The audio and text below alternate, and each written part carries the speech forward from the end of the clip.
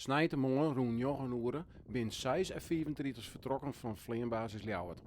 Daar gaan ze meedoen aan de grote oefening Red Flag.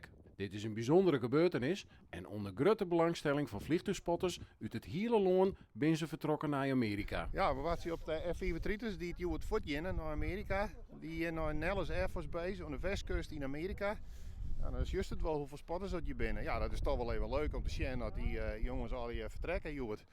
Ja, het is wel heel bijzonder druk, zo op Snijtemoarn. Gebeurt dat vaker? Nooit. Zelden.